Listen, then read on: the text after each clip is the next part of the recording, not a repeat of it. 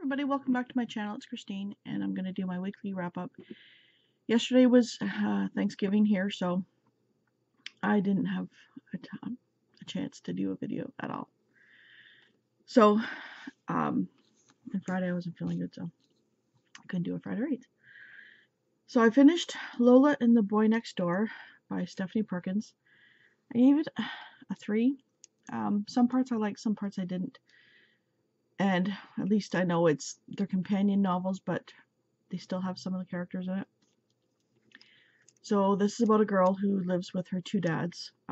It's explained how she comes to have 2 dads.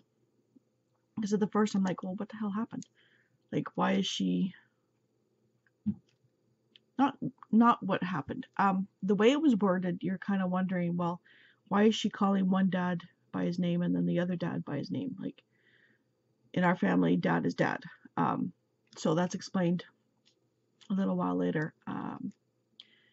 But she has this 22-year-old boyfriend. She's 17, but the thing is, she got with him when she was 16.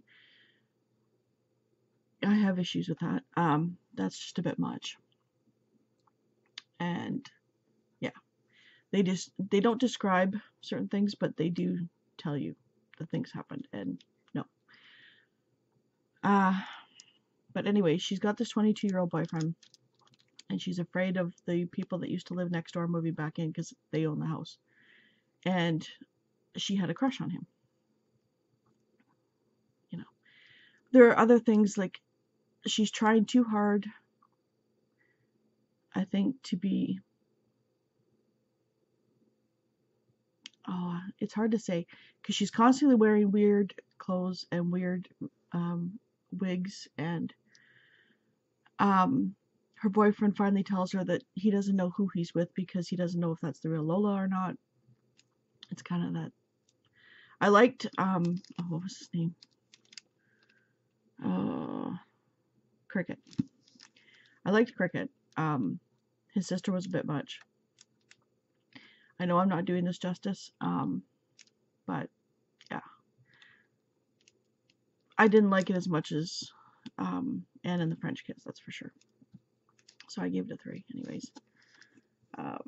Then I read, the rest are all ebooks because I had to get to them from the library. They all came in at once.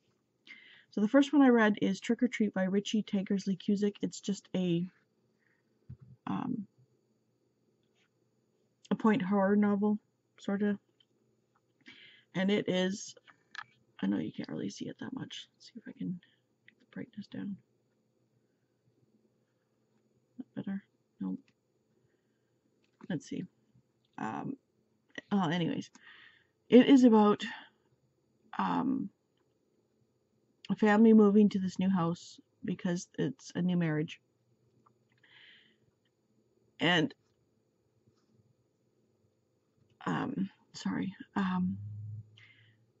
things are not what they seem at the house. I was kind of having fun with the fact of trying to figure out what or who was doing this. But a girl and her stepbrother, I can't remember the names right now, it's her father marrying his mom, and they move into this house, and then all of a sudden he gets pulled away to do, like, he's a journalist, so they decide to take their honeymoon, and they go off to Hawaii, so the parents are not around at all, and spooky things are starting to happen, and they don't quite know what's going on. She thinks it's the stepbrother trying to do this because everybody loves him, but he's kind of weird. He's quiet, he doesn't speak until he has something to say, and he very rarely says more than one word. So she knows something bad happened at this house. Nobody's telling her what happened, who it was, just. So the townsfolk are kind of saying, well, you should have known and stuff like that. I gave it a 4 because I was constantly kept trying to figure out what is going on. And right like a page before you kind of figure it out. So that was cool. I gave it props for that one. Because most often I am figuring out what's going on. So then I finished Laurell K. Hamilton's Strange Candy. Sorry, Strange Candy. And it's a bunch of short stories that have to do with Anita Blake and her other one, something Seeker, Soul Seeker, I think, series. And it's just in those two worlds. So there was one story in here of Anita Blake that should have taken place, that does take place, I think, in between books 8 and 9, if I'm not mistaken. So you kind of get spoiled for a few things, but I'll forget about that stuff by the time I get to it. And then there's a lot in the other world, and it's like a fantasy world. So I gave that one 4 because I enjoyed them, most of them. Then I read, don't open it, The Cinderella Act by Jennifer Lewis, and it's book 1 in the Drummond, just the Drummond story. I already have books 2 and 3. I didn't have book 1, so I picked it up. I gave it a 3. It was just, I don't know. It was about this girl who is a housekeeper to this rich family, and 90% of the time they're not there. She's just taking care of the house and making sure there's a little bit of food left in stock. So if they do just randomly show up, she's got something to go with. And she's had a crush on the son for years. And they're trying to, the mother is ailing. And so they come and decide to spend the summer at the house while she recuperates. And the son is, has to stay, like doesn't have to stay, but chooses to stay. And they also bring this other, like old family friend with them. And they've got money, obviously. So the story is that there's this cup that was broken into 3 parts and given to 3 sons of the Drummond family. And there's like a curse on it, so they want to find the pieces and put them together. The other 2 lines of the family aren't talking to them, so they have to search for this piece of the cup. And it is loosely based on Cinderella, but very loosely. Yeah, so it's very quick. They've known each other for 6 years, so it's not insta-love, but the whole entire book happens over 2 weeks. And it's just kind of, maybe 3 or 4 weeks. But the majority of the book actually takes place over 2 or 3 days. So yeah, it was alright. So currently reading, I know I didn't do those justice. It's fine. So currently reading, I'm still reading One of Us is Lying by Karen M. McManus. I'm almost halfway through.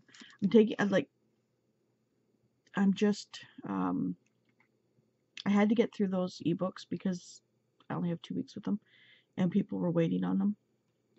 So I had to quickly read those. So I stopped reading this and the other book. Sorry if you can hear that.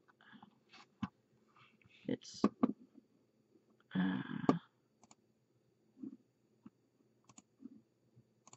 there we go. So yeah, I kind of stopped reading those 2 books, so I'm back to this one and should have it done in the next day or so. But 5 kids go into a detention room, 4 come out. It's kind of discovering. So this is another one. I'm kind of, well, is it this person? And then the next chapter, well, is it that person? The next chapter, well, maybe it's them. So it's kind of, you never know what's going on. And then I'm still reading Bizarre Bad Dreams. The cover is up here because I don't want to ruin it. Thanks for Falling by Stephen King. It's a bunch of short stories. Yeah, so I'm liking it, but I've only read, I think, 3. I read one last night. I read two last night. Two short ones last night. So far, four stars. And I'm also reading Ruthless King by Megan March, and I have to finish this one in the next couple of days, but it's book one in the, I don't even know what it's called. If I can see. Nope. Oh, the Mount trilogy. That's what it is, because he is Lachlan Mount. And it's in New Orleans. A girl takes over her family's distillery and finds out that her dead ex-husband, well, husband because he died before she was able to do the divorce papers, took out a loan from Lachlan for $500,000, and now it's come due and she has to pay it. The distillery, she's barely taking payments for earnings because she wants the distillery not to go bankrupt. So $500,000 is just quite the amount. And he's supposedly like the kingpin of New Orleans. You don't screw with him, because the last person who screwed with him pretty much bled to death. So that kind of deal. So tomorrow I have to go to Sudbury for an appointment. I don't want to go. Not because I'm afraid of the appointment. It's because I don't want to travel with COVID, but I have no choice. It's to do with the numbness in my feet. So it comes and goes. It's not a constant thing. It's just they're trying to figure out what's going on. So I will still be reading Ruthless King. I might take one of those, but I'll more than likely take, because it's pocket size, it's easier to carry, Hammer of the Gods by Stephen Davis. This is like the true story of Led Zeppelin in their heyday. Not after I don't think it takes place after they break up. Well, maybe they do. But I mean, it was published in the early 80s, so I think. This is my husband's, 85. This is my husband's favorite book. Led Zeppelin's his favorite band, and he's been bugging me to read this, so I'll probably read this on the trip. And then this week I'm going to finish those other two books and probably read Linger by Maggie Stiefvater, Neil Flambe and the Tokyo Treasure, Book 4 in the Neil Flambe Capers, and The Curse of the Cheese Pyramid by Geronimo Stilton. These are all for Triple RC, so these two will be quick reads. This one I might have to slog through, and that's the whole point, because it's to read a book that you probably won't like. So we shall see. But that is my weekly wrap up. I have a very busy week. Totally. Today I have to bring my mom to a lawyer's. Tomorrow I have to trip to Sudbury, which will take all day. Thursday we have the plumbers coming back to reinstall our toilet downstairs because of the flood. And amongst that, I have tons of work to do. So we'll see how much I get done this week, reading-wise. And yeah, hopefully I'll be back on Friday to do Friday reads. We'll see. So let me know if you guys have read any of these books, if you like them or not. And I shall see you soon. Bye.